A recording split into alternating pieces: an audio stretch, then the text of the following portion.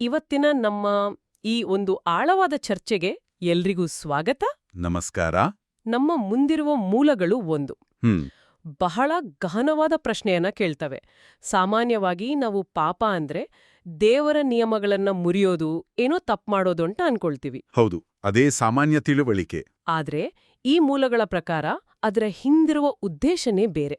ಇದೊಂದು ಕೇವಲ ಬಂಡಾಯ ಅಲ್ಲ, ಬದಲಿಗೆ ಒಂದು ವ್ಯವಸ್ಥಿತ ಯೋಜನೆ. ಹೌದು, ಇದನ್ನ ಒಂದು ರೀತಿ ಪತ್ತೇದಾರಿ ಕತೆ ತರ ನೋಡ್ಬೋದು. ಮೇಲ್ನೋಟಕ್ಕೆ ಕಾಣೋದಕ್ಕೂ ಅದರ ಹಿಂದಿರೋ ನಿಜವಾದ ಸಂಚಿಗೂ ಅಜಗಜಾಂತರ ವ್ಯತ್ಯಾಸ ಇದೆ. ಹಾಗಾದ್ರೆ ಆ ಉದ್ದೇಶ ಏನು, ಅದು ಅಂತಿಮವಾಗಿ ಎಲ್ಲಿಗೆ ಕೊಂಡೊಯ್ಯುತ್ತೆ ಅನ್ನೋದನ್ನ ಇವತ್ತು ಒಟ್ಟಿಗೆ ಸೇರಿ ನೋಡೋಣ. ಖಂಡಿತ.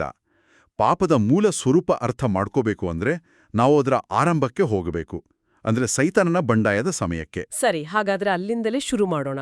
ಮೂಲಗಳ ಪ್ರಕಾರ ಸೈತಾನನ ಮುಖ್ಯ ಗುರಿ ಇತರರ ಮೇಲೆ ತನ್ನ ಅಧಿಕಾರ ಸ್ಥಾಪಿಸೋದು. Exactly, domination. ಈ ದೇವರ ಜೊತೆನೆ ಹೋರಾಡ್ದೆ ಈ ನಿಯಮಗಳ ಮೇಲೆ ದಾಳಿ ಮಾಡ್ದ. ಇದೆ ನೋಡಿ, ಇದೇ ಇಡೀ ವಾದದ ಕೇಂದ್ರಬಿಂದು. ದೇವರ ಆಜ್ಞೆಗಳು ಅಂದ್ರೆ ಅವು ಕೇವಲ ರೂಲ್ಸ್ ಅಲ್ಲ, ಓಕೆ. ಅವು ಒಂದ್ ರೀತಿಯ ರಕ್ಷಣಾ ಕವಚ. ಉದಾಹರಣೆಗೆ, ನಿನ್ನ ನೆರೆಯವನನ್ನು ನಿನ್ನಂತೆಯೇ ಪ್ರೀತಿಸು ಅಂತ ಇದೆ. ಹೌದು. ಕೊಲೆ ಮಾಡ್ಬೇಡ, ಕದಿಬೇಡ.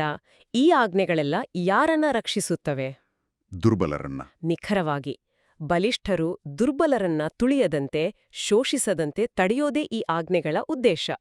ಈಗ ಸೈತಾನನ ದೃಷ್ಟಿಯಿಂದ ಯೋಚನೆ ಮಾಡಿ, ಅವನಿಗೇನ್ ಬೇಕು? ಸಂಪೂರ್ಣ ಅಧಿಕಾರ. ಹೌದು, ಅಂದ್ರೆ ಶೋಷಣೆ ಮಾಡೋಕೆ, ತುಳಿಯೋಕೆ ಅವನಿಗೆ ಪೂರ್ತಿ ಸ್ವಾತಂತ್ರ್ಯ ಬೇಕು. ಅದಕ್ಕೆ ಅಡ್ಡ ಬರ್ತಿರೋದ್ಯಾವುದು? ದೇವರ ಆಜ್ಞೆಗಳು. ಓಕೆ, ಈಗ ಸ್ಪಷ್ಟವಾಯ್ತು. ಹಾಗಾದ್ರೆ ಆಜ್ಞೆಗಳನ್ನ ತೆಗೆದು ಹಾಕೋದೆ ಅವನು ಮೊದಲ ಸ್ಟೆಪ್. ಆದ್ರೆ ಅದನ್ನ ಮಾಡೋದು ಹೇಗೆ ಅಲ್ವಾ? ಅಲ್ಲೇ ಇರೋದು ಅವನ ಕುತಂತ್ರ. ಹೌದು. ಅವನ ತರ್ಕ ಅಂದ್ರೆ ಅವನ ಲಾಜಿಕ್ ತುಂಬಾನೇ ಕುತಂತ್ರದಿಂದ ಕೂಡಿತ್ತು. ಅವನು ಇಡೀ ಬ್ರಹ್ಮಾಂಡದ ಮುಂದೆ ಒಂದು ವಾದ ಇಡ್ತಾನೆ. ಏನದು? ಈ ಆಜ್ಞೆಗಳನ್ನ ಪಾಲಿಸೋಕೆ ಯಾರಿಂದಲೂ ಸಾಧ್ಯವಿಲ್ಲ. ಅವು ಸೃಷ್ಟಿಜೀವಿಗಳ ಸ್ವಭಾವಕ್ಕೆ ವಿರುದ್ಧವಾಗಿವೆ. ಅಸಾಧ್ಯ ಅಂತ ವಾದಿಸ್ತಾನ. ಹೌದು. ಹಾಗಾಗಿ ಈ ಆಜ್ಞೆಗಳೇ ದೋಷಪೂರಿತ. ಇಂಥ ದೋಷಪೂರಿತ ಆಜ್ಞೆಗಳನ್ನ ಕೊಟ್ಟ ದೇವರು ಕೂಡ ದೋಷಪೂರಿತ ಮತ್ತು ಆಳೋಕೆ ಆತ ಅಯೋಗ್ಯ. ಇದು ಅವನ ವಾದ. ಅಬ್ಬಬ್ಬಾ, ಇದು ಕೇವಲ ನಿಯಮ ಮುರಿಯೋದಷ್ಟೇ ಅಲ್ಲ, ಇದು ದೇವರ ಕ್ಯಾರೆಕ್ಟರ್ ಮೇಲೆಯೇ ಮಾಡಿದ ಅಟ್ಯಾಕ್. ಖಂಡಿತ. ಇದು ಒಂದ್ ರೀತಿ ಬ್ರಹ್ಮಾಂಡದ ನ್ಯಾಯಾಲಯದಲ್ಲಿ ದೇವರ ವಿರುದ್ಧ ಹೂಡಿದ ಒಂದು ಗಂಭೀರ ಆರೋಪ. ಮೂಲಗಳು ಹೇಳೋ ಹಾಗೆ ಆರಂಭದಲ್ಲಿ ಬೇರೆ ದೇವದೂತರಿಗೂ ಈ ವಾದ ಕೇಳೋಕೆ ಚೆನ್ನಾಗ್ ಅನ್ಸಿರ್ಬೋದಲ್ವಾ? ಸ್ವಾತಂತ್ರ್ಯದ ಹೆಸರಿನಲ್ಲಿ ಇದನ್ನ ಹೇಳ್ದಾಗ. ಖಂಡಿತವಾಗ್ಲೂ. ಕಟ್ಟುಪಾಡುಗಳಿಂದ ಮುಕ್ತಿಯನ್ನೋ ಐಡಿಯಾ ಯಾವಾಗ್ಲೂ ಆಕರ್ಷಕವೇ. ನಿಜ. ಆದ್ರೆ ಆ ಆಜ್ಞೆಗಳಿಲ್ದಿದ್ದಾಗ ಏನಾಗುತ್ತೆ ಅನ್ನೋದರ ಪೂರ್ತಿ ಚಿತ್ರಣ ಅವ್ರಿಗಿರ್ಲಿಲ್ಲ. ಆಮೇಲೆ ಶೋಷಣೆ, ಹಿಂಸೆ, ಸ್ವಾರ್ಥ ಎಲ್ಲ ಹೆಚ್ಚಾದಾಗ ಅವರಿಗೆ ಆಜ್ಞೆಗಳ ಹಿಂದಿದ್ದ ಪ್ರೀತಿ, ರಕ್ಷಣೆ ಉದ್ದೇಶ ಅದೆಲ್ಲ ಅರ್ಥ ಆಗೋಕ್ ಶುರುವಾಯ್ತು. ಹೌದು, ಆ ಮೂಲಗಳಲ್ಲಿ ಹೇಳಿದ ಹಾಗೆ ಕಳ್ಳನು ಕದಿಯಲು, ಕೊಲ್ಲಲು ಮತ್ತು ನಾಶ ಮಾಡಲು ಬರುತ್ತಾನೆ ಅನ್ನೋದು ಇದಕ್ಕೇನಾ? ಕರೆಕ್ಟ್. ಆಜ್ಞೆಗಳಿಲ್ಲದ ಜಗತ್ತು ಅಂದ್ರೆ ಅದು ಕಳ್ಳನಿಗೆ ಸ್ವರ್ಗ. ಸರಿ, ಸೈತಾನನ ವಾದ ಹೀಗಿದೆ: ದೇವರ ನಿಯಮಗಳು ಪಾಲಿಸಲು ಅಸಾಧ್ಯ, ಹಾಗಾಗಿ ದೇವರು ಅನ್ಯಾಯಸ್ಥ. ಇದು ಬ್ರಹ್ಮಾಂಡದ ಮುಂದೆ ಇಟ್ಟ ಚಾಲೆಂಜ್. ಈಗ ದೇವರಿದಕ್ಕೆ ಹೇಗೆ ಉತ್ತರ ಕೊಡ್ತಾನೆ? ವಾದಕ್ಕೆ ಪ್ರತಿವಾದ ಮಾಡ್ತಾನಾ ಅಥವಾ ಇಲ್ಲ? ಅಲ್ಲೇ ಕಥೆ ನಿಜವಾದ ತಿರುವು ಪಡ್ಕೊಳ್ಳೋದು. ದೇವರಿದಕ್ಕೆ ಬರೀ ಮಾತಲ್ಲಿ ಉತ್ತರ ಕೊಡಲ್ಲ. ಹಾಗಾದ್ರೆ ಒಂದು ಜೀವಂತ ಸಾಕ್ಷ್ಯ ಮೂಲಕ ಉತ್ತರ ಕೊಡ್ತಾನೆ. ದೇವರ ಎರಡನೇ ವ್ಯಕ್ತಿ ತಮ್ಮ ದೈವಿಕ ಸ್ಥಾನವನ್ನೇ ಹಂಗೆ ಬರಿದು ಮಾಡಿಕೊಂಡು ಒಬ್ಬ ಸೃಷ್ಟಿಯಾಗಿ, ಅಂದ್ರೆ ಮನುಷ್ಯನಾಗಿ ಭೂಮಿಗೆ ಬರ್ತಾರೆ. ಸೈತಾನನ ವಾದ ಏನಿತ್ತು? ಯಾವ ಸೃಷ್ಟಿಗೂ ಆಜ್ಞೆಗಳನ್ನ ಪಾಲಿಸೋಕೆ ಸಾಧ್ಯವಿಲ್ಲ ಅಂತ. ಹೌದು. ಈಗ ಸಾಕ್ಷಾತ್ ದೇವರೇ ಒಬ್ಬ ಸೃಷ್ಟಿಯಾಗಿ ಬಂದು ಆ ಆಜ್ಞೆಗಳನ್ನ ಪರಿಪೂರ್ಣವಾಗಿ ಪಾಲಿಸಿ ತೋರಿಸ್ತಾರೆ. ಅದ್ಭುತ. ವಾದವನ್ನ ಮಾತಿನಿಂದ ಗೆಲ್ಲೋದಲ್ಲ, ಬದುಕಿ ತೋರಿಸಿ ಗೆಲ್ಲೋದು. ಅದಕ್ಕಾಗೇ ಮೂಲಗಳು ಅವರನ್ನ ದೇಹದಾರಿ ಆಜ್ಞೆ ಅಂತ ಕರೆಯೋದು. ಇದು ಕೇವಲ ಒಂದು ಕಾವ್ಯಾತ್ಮಕ ಪದ ಅಲ್ಲ, ಖಂಡಿತ ಅಲ್ಲ. ಇದೊಂದು ದೇವತಾಶಾಸ್ತ್ರೀಯ ತಂತ್ರ. ಹೌದು, ನಾನ್ ಹೇಳ್ದಂತೆ ಮಾಡಿ ಅನ್ನೋದಕ್ಕೂ ನನ್ನನ್ನು ನೋಡಿ ಹೀಗೆ ಬದುಕಬಹುದು ಅಂತ ತೋರ್ಸೋದಕ್ಕೂ ಅಜಗಜಾಂತರ ವ್ಯತ್ಯಾಸ ಇದೆ. ಹೌದು, ಇದು ಸೈತಾನನ ಇದು ಸಾಧ್ಯವಿಲ್ಲ ಅನ್ನೋ ವಾದಕ್ಕೆ ಕೊಟ್ಟ ಅತ್ಯಂತ ಶಕ್ತಿಶಾಲಿ ಉತ್ತರ. ಇದಲ್ಲದೆ ಮೂಲಗಳು ಅವರನ್ನು ಕೊನೆಯ ಆಡಮ್ ಮತ್ತೆ ಉತ್ತರಾಧಿಕಾರಿ ಅಂತಲೂ ಕರೀತವೆ. ಹೌದು, ಆ ಪದಗಳ ಬಗ್ಗೆ ಸ್ವಲ್ಪ ವಿವರಿಸಿ. ನೋಡಿ, ಮೊದಲ ಆಡಮ್ ದೇವರ ಆಜ್ಞೆ ಪಾಲಿಸೋದ್ರಲ್ಲಿ ಫೇಲ್ ಆದ. ಸರಿ. ಹಾಗಾಗಿ ಭೂಮಿಯ ಮೇಲಿನ ತನ್ನ ಅಧಿಕಾರ ಕಳ್ಕೊಂಡ. ಅವನು ಸೈತಾನನ ವಾದಕ್ಕೆ ಸೋತ. ಆದರೆ ಈ ಕೊನೆಯ ಆಡಮ್ಮಾದ ಯೇಸು ಎಲ್ಲಿ ಮೊದಲ ಆಡಮ್ ಸೋತನೋ ಅಲ್ಲಿಯೇ ಗೆದ್ದು ಆ ಕಳೆದುಹೋದ ಅಧಿಕಾರವನ್ನ, ಆ ಆಸ್ತಿಯನ್ನ ಮರಳಿ ಪಡೆಯೋಕೆ ಬಂದ ಉತ್ತರಾಧಿಕಾರಿ. ಒಂದ್ ನಿಮಿಷ, ಇದು ನಿಜಕ್ಕೂ ತುಂಬಾ ಇಂಟ್ರೆಸ್ಟಿಂಗ್ ಆಗಿದೆ. ಹಾಗಾದ್ರೆ ಯೇಸುವಿನ ಪ್ರತಿಯೊಂದು ಕೆಲಸ, ಪ್ರತಿಯೊಂದು ಮಾತು ಈ ಬ್ರಹ್ಮಾಂಡದ ಸಂಘರ್ಷದ ಹಿನ್ನೆಲೆಯಲ್ಲಿ ಒಂದು ನಿರ್ದಿಷ್ಟ ಉದ್ದೇಶ ಹೊಂದಿತ್ತು ಅಂತಾಯ್ತು. ಅಬ್ಸಲ್ಯೂಟ್ಲಿ.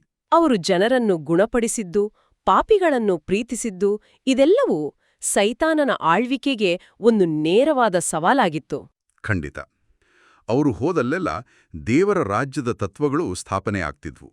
ಪ್ರೀತಿ, ಕ್ಷಮೆ, ಸೇವೆ ಇವೆಲ್ಲವೂ ಸೈತಾನನ ಸ್ವಾರ್ಥ, ಅಧಿಕಾರ ಮತ್ತು ಶೋಷಣೆಯ ತತ್ವಗಳಿಗೆ ಪೂರ್ತಿ ವಿರುದ್ಧವಾಗಿದ್ವು. ಅವನಿಗೆ ಯೇಸುವನ್ನ ಕಂಟ್ರೋಲ್ ಮಾಡೋಕೆ ಆಗ್ಲಿಲ್ಲ.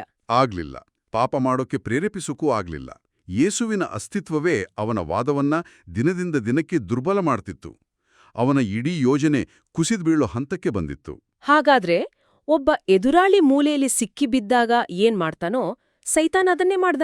ಹೌದು. ಅವನ ವಾದ ಫೇಲ್ ಆಗ್ತಿದ್ದಂತೆ ಅವನು ತನ್ನ ಕೊನೆಯ ಅತ್ಯಂತ ಹತಾಶ ಅಸ್ತ್ರವನ್ನ ಬಳಸ್ತಾನೆ. ಆ ದ್ರಾಕ್ಷಿ ತೋಟದ ಕಥೆ ತರ ಇವನೇ ಉತ್ತರಾಧಿಕಾರಿ, ಇವನನ್ನು ಕೊಂದುಬಿಡೋಣ, ಆಗ ಆಸ್ತಿ ನಮ್ದಾಗುತ್ತೆ ಅಂತ ತೀರ್ಮಾನಿಸ್ತಾನೆ. ಹೌದು.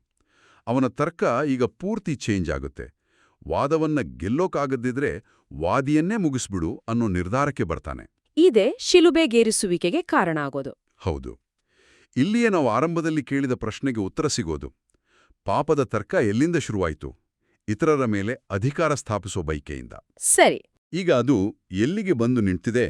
ಆ ತುಳಿತವನ್ನ ತಡೆಯೋ, ಆಜ್ಞೆಗಳನ್ನ ಎತ್ತಿ ಹಿಡಿಯೋ ಆ ಉತ್ತರಾಧಿಕಾರಿಯನ್ನೇ ಕೊಲ್ಲೋ ಹಂತಕ್ಕೆ. ಆದ್ರೆ ಇದು ಸೈತಾನನ ಅತಿದೊಡ್ಡ ತಪ್ಪು ಲೆಕ್ಕಾಚಾರ ಆಗಿತ್ತು ಅಂತ ಮೂಲಗಳು ಹೇಳ್ತವೆ.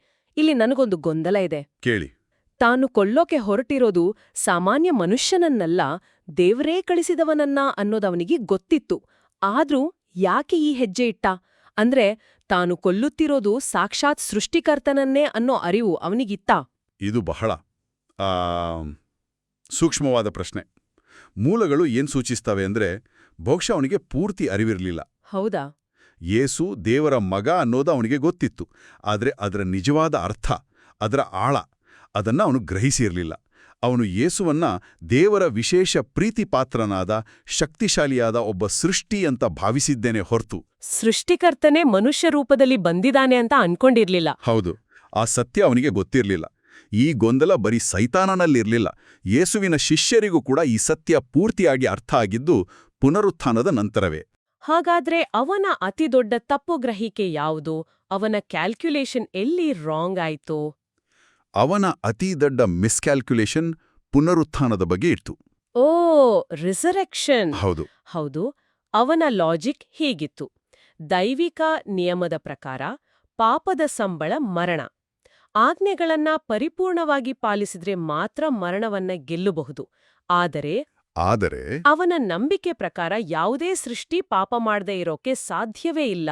ಮೊದಲ ಆಡಮ್ನಿಂದ ಹಿಡಿದು ಎಲ್ಲರೂ ಫೇಲ್ ಆಗಿದ್ರು. ಹಾಗಾಗಿ ಯೇಸು ಎಷ್ಟೇ ಪರ್ಫೆಕ್ಟ್ ಆಗಿ ಕಂಡ್ರೂ ಎಲ್ಲೋ ಒಂದ್ ಕಡೆ ಪಾಪ ಮಾಡಿಯೇ ಇರ್ತಾನೆ. ಆದ್ದರಿಂದ ಅವನನ್ನು ಕೊಂದರೆ ಅವನು ಸತ್ತೇ ಹೋಗ್ತಾನೆ. ಸಮಾಧಿಯಿಂದ ಮೇಲೆ ಏಳೋಕೆ ಸಾಧ್ಯವೇ ಇಲ್ಲ. ಇದು ಅವನ ಬಲವಾದ ನಂಬಿಕೆಯಾಗಿತ್ತು. ಆದರೆ ಯೇಸು ಪಾಪರಹಿತರಾಗಿದ್ದರಿಂದ ಅವನ ಇಡೀ ಲೆಕ್ಕಾಚಾರ ತಲೆಕೆಳಗಾಯಿತು. ಎಕ್ಸಾಕ್ಟ್ಲಿ. ಇದೊಂದು ರೀತಿ ಜೂಡೋ ತಂತ್ರದ ಹಾಗೆ.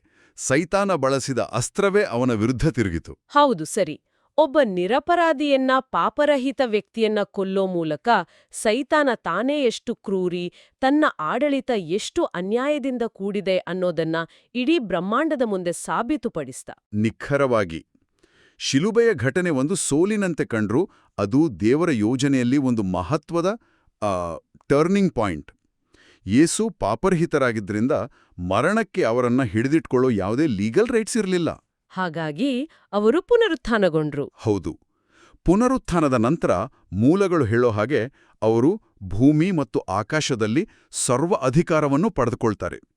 ಸೈತಾನನು ಮೊದಲ ಆಡಮಿಂದ ಕಸಿದುಕೊಂಡಿದ್ದ ಅಧಿಕಾರವನ್ನ ಕೊನೆಯ ಆಡಮ್ ಅಧಿಕೃತವಾಗಿ ಮರಳಿ ಪಡಿತಾರೆ. ಈ ಘಟನೆಯ ಪರಿಣಾಮ ಕೇವಲ ಮನುಕುಲದ ಮೇಲೆ ಮಾತ್ರವಲ್ಲ, ಇಡೀ ಬ್ರಹ್ಮಾಂಡದ ಮೇಲೆ, ಅದರಲ್ಲೂ ಮುಖ್ಯವಾಗಿ ದೇವದೂತರ ಮೇಲೆ ಆಯ್ತು ಅಂತ ಮೂಲಗಳು ಹೇಳ್ತವಲ್ವೇ? ಹೌದು. ಮತ್ತು ಇದು ಈ ಕಥೆಯ ಅತ್ಯಂತ ಕುತೂಹಲಕಾರಿ ಭಾಗ. ಅಲ್ಲಿವರೆಗೂ ಕೆಲವು ದೇವದೂತರಲ್ಲಿ ಸೈತಾನನ ಬಗ್ಗೆ ಅಥವಾ ದೇವರ ನ್ಯಾಯದ ಬಗ್ಗೆ ಒಂದಷ್ಟು ಅನುಮಾನಗಳಿದ್ದಿರಬಹುದು. ಅವನ ವಾದಗಳು ಅವರಿಗೆ ಕನ್ಫ್ಯೂಸ್ ಮಾಡಿರಬಹುದು. ಖಂಡಿತ. ಆದ್ರೆ ಶಿಲುಬೆಯ ಮೇಲೆ ನಡೆದ ಘಟನೆಯನ್ನು ಅವರು ಕಣ್ಣಾರೆ ಕಂಡ್ರು. ದುರ್ಬಲರನ್ನ ತುಳಿಯುವ ಒಂದು ಸಣ್ಣ ಬಯಕೆಯಿಂದ ಶುರುವಾದ ಪಾಪದ ತರ್ಕ ಅದು ಕಟ್ಕಡೆಗೆ ಎಲ್ಲಿಗೆ ಕೊಂಡೊಯ್ತು ಅಂತ ನೋಡಿದ್ರು. ಅದು ತನ್ನನ್ನು ಸೃಷ್ಟಿಸಿದ, ತನ್ನನ್ನು ಪ್ರೀತಿಸುವ ಸೃಷ್ಟಿಕರ್ತನನ್ನೇ ಕೊಲ್ಲುವ ಮಟ್ಟಕ್ಕೆ ಬೆಳೆಯಿತು. ಹೌದು, ಪಾಪದ ನಿಜವಾದ ಕ್ರೂರ ವಿಕೃತ ಮುಖ ಅವರಿಗೆ ಸಂಪೂರ್ಣವಾಗಿ ಅನಾವರಣವಾಯಿತು. ಹಾಗಾದ್ರೆ ಅವರಲ್ಲಿದ್ದ ಎಲ್ಲ ಸಂದೇಹಗಳು ದೂರವಾದವು. ಸಂಪೂರ್ಣವಾಗಿ. ಸೈತಾನನಿಗೆ ಶಿಕ್ಷೆ ಕೊಡೋದು ಯಾಕೆ ನ್ಯಾಯಸಮ್ಮತ ಅನ್ನೋದ್ರ ಬಗ್ಗೆ ಅವರಲ್ಲಿದ್ದ ಎಲ್ಲಾ ಡೌಟ್ಸ್ ಕ್ಲಿಯರ್ ಆಯ್ತು. ಪಾಪದ ಪೂರ್ಣ ಭೀಕರತೆ ಮತ್ತು ಆಜ್ಞೆಗಳಲ್ಲಿ ಅಡಗಿರುವ ದೇವರ ಪ್ರೀತಿಯ ಆಳ ಅವರಿಗೆ ಆಗ ಮನವರಿಕೆಯಾಯಿತು. ಸೈತಾನನ ಅತ್ಯಂತ ದುಷ್ಟಕ್ರಿಯೆಯೇ ಅವನ ಸೋಲಿಗೆ ಕಾರಣವಾಯಿತು. ಅಷ್ಟೇ ಅಲ್ಲ, ಸೈತಾನನ ಅದೇ ದುಷ್ಕೃತ್ಯವನ್ನ ಬಳಸಿ ಪಶ್ಚಾತ್ತಾಪ ಪಡುವ ಮನುಷ್ಯರಿಗಾಗಿ ಯೇಸು ಪ್ರಾಯಶ್ಚಿತ್ತದ ಯಜ್ಞವಾದ್ರು. ಸೈತಾನನು ಕೊಲ್ಲಲು ಬಳಸಿದ ಅದೇ ಶಿಲುಬೆಯೂ ವಿಮೋಚನೆ ಮತ್ತು ಕ್ಷಮೆಯ ಸಂಕೇತವಾಯಿತು. ಇದು ದೇವರ ಸಾರ್ವಭೌಮತ್ವದ ಅಂತಿಮ ನಿದರ್ಶನ. ಹಾಗಾದ್ರೆ ಇವತ್ತಿನ ನಮ್ಮ ಈ ಚರ್ಚೆಯನ್ನ ಒಟ್ಟಾಗಿಸಿ ನೋಡೋದಾದ್ರೆ ನಾವು ಒಂದು ರೋಚಕ ಪಯಣ ಮಾಡಿದ್ದೇವೆ. ಪಾಪ ಕೇವಲ ನಿಯಮ ಮುರಿಯೋದಲ್ಲ, ಅದು ಅಧಿಕಾರದ ದಾಹದಿಂದ ಹುಟ್ಟುತ್ತೆ ಅನ್ನೋದನ್ನು ನೋಡಿದ್ನಿ.